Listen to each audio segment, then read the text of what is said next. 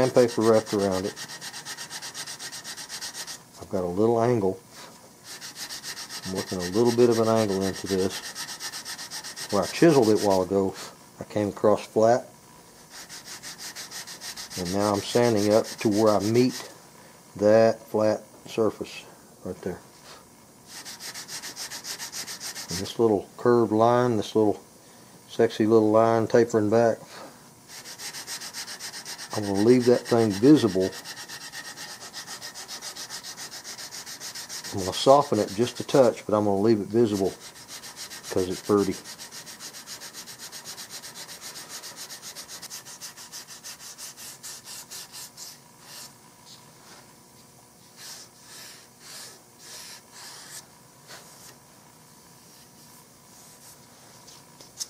Now I'm going to take this little stick, which fits in that groove. I'm going to wrap this piece of 220 around it pretty tight. I'm going to try to. And clean out that little groove and make it flat on the bottom.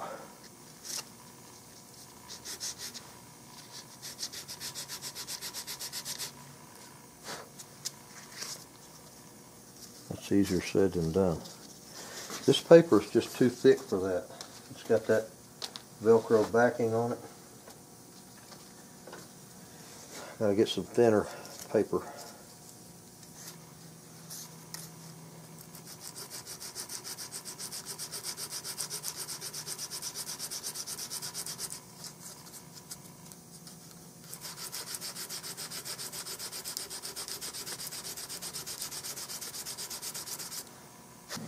You can see it's got a little bit of epoxy here where I bedded it. It kind of puffed out. See, I haven't done anything to this since I started this. There's pencil lines. There are pencil lines on both sides where I've done some marking and all. I'm just going to surface that off.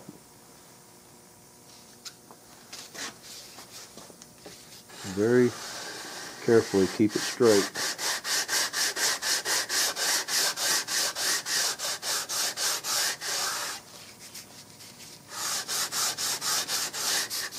I'm putting very light pressure on this. There's a dip here where the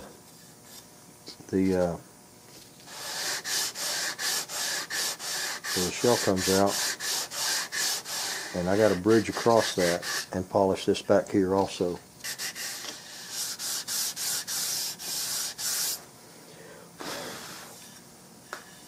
Woohoo! Now I'm going to cut this sharp. There's a sharp edge.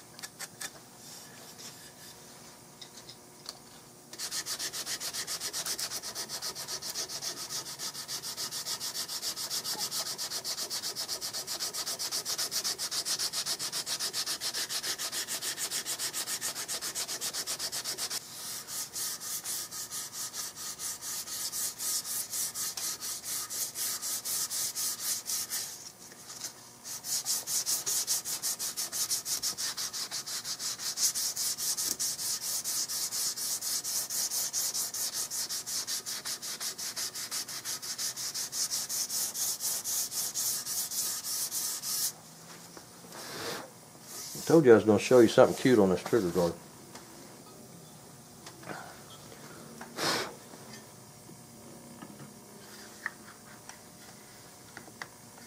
Several years ago I was making a stock for Model 7 Remington, and since it was my own gun, I decided to do a little experimenting, which people reinventing the wheel don't usually turn out well. But this one I liked. What I did, I made a little relieve place. There's a little square edge right here on both sides. Just this little square edge.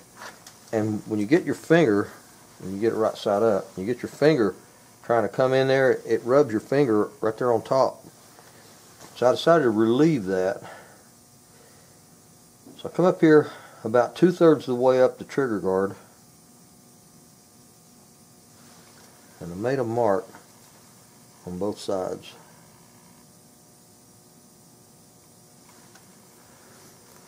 And then I beveled this, and it turned out so pretty.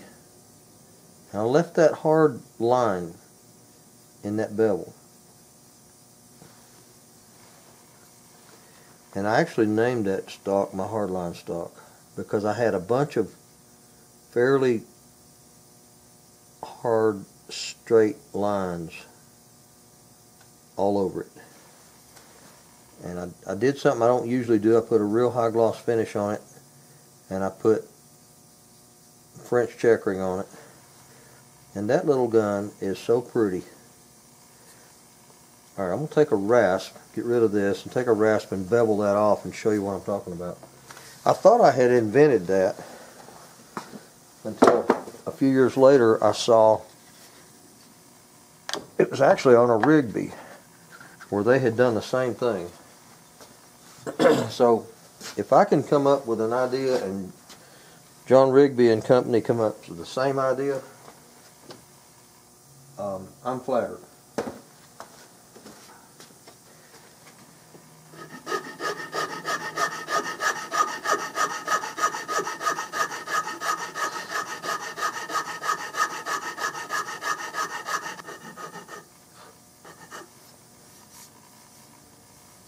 That's close.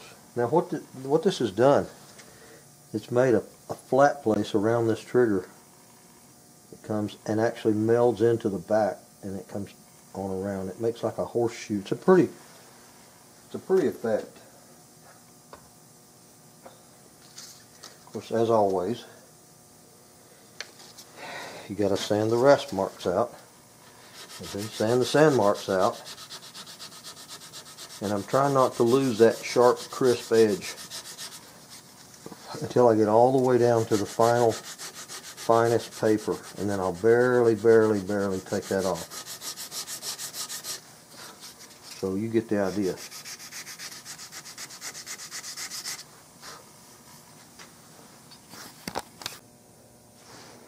Alright, I've got all this sculpting around the bottom metal finished out.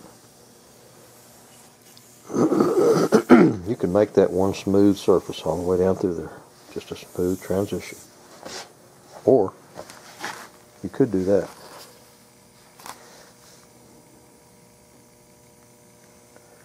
And all that takes is just a little foresight, a little planning, and just a little bit of sanding. But what you end up with, I can throw this shadow across here, like so. This little bevel I was telling you about by the trigger comes to a point. On the way back, beside your trapdoor, it comes back to a point. So you got your point here and your point here opposing each other on both sides. And at the front of the trapdoor, you got a little dip right in here on both sides. And then this flat comes and just melts into this rounded surface on the forearm. Now, all that doesn't make a whole lot of sense until you throw this trigger guard in there.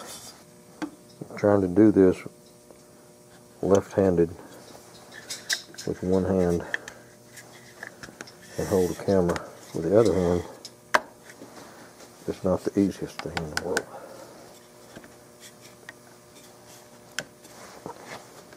But what you end up with is the back of this trapdoor comes in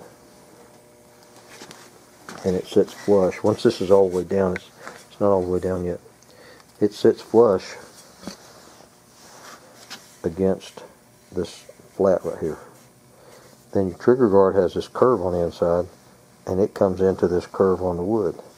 And then when you put your finger in there, the trigger's sticking up right in here, You put your finger against the side of that. It's ambidextrous, right hand, left hand. It just eases that hard place against your trigger finger. And triggers are the key to accuracy.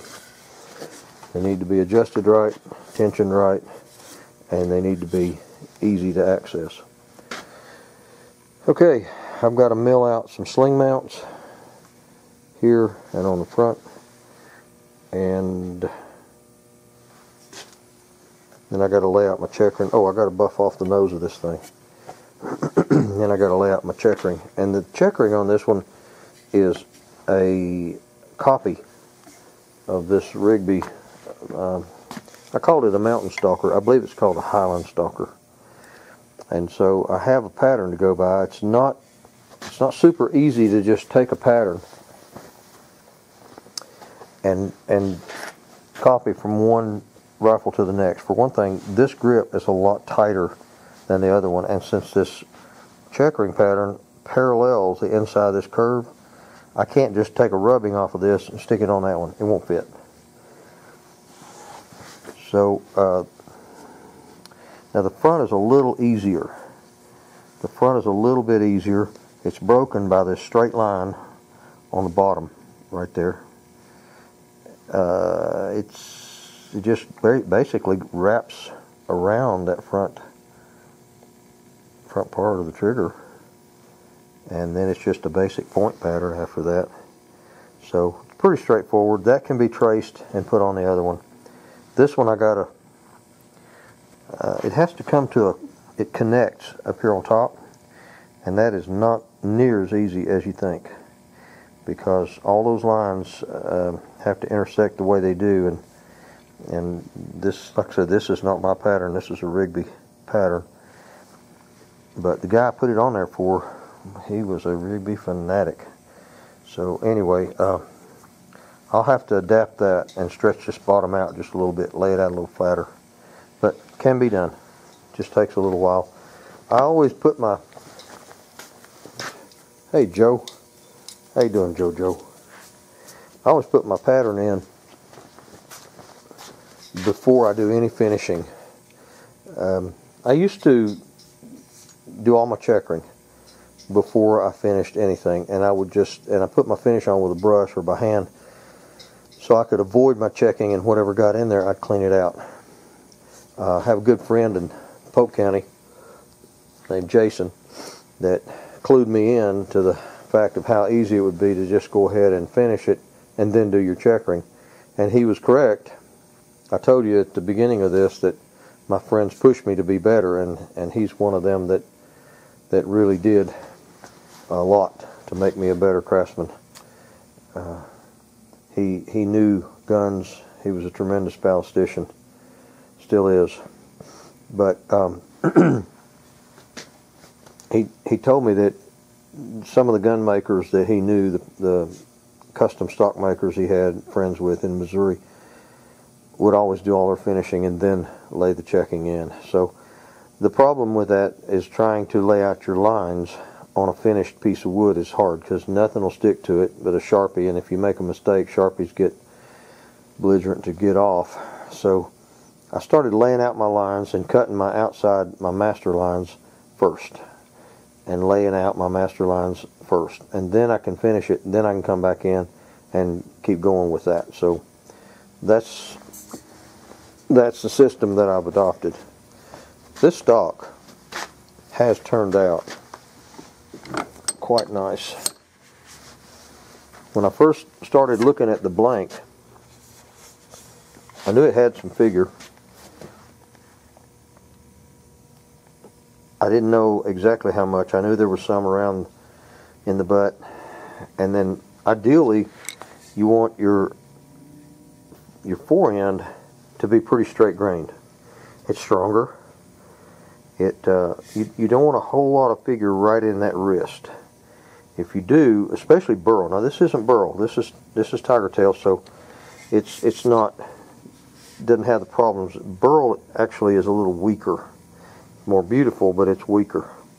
But this one has figure from about halfway up the butt to around halfway of the magazine, and then it goes into that straight line there, and it really has turned out.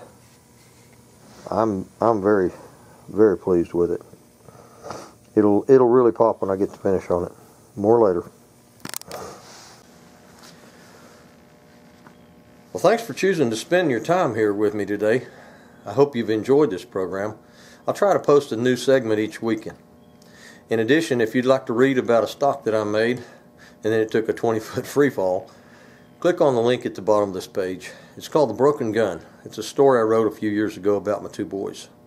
Sometimes life's hard and things get broken. Now and then we get a chance to fix them.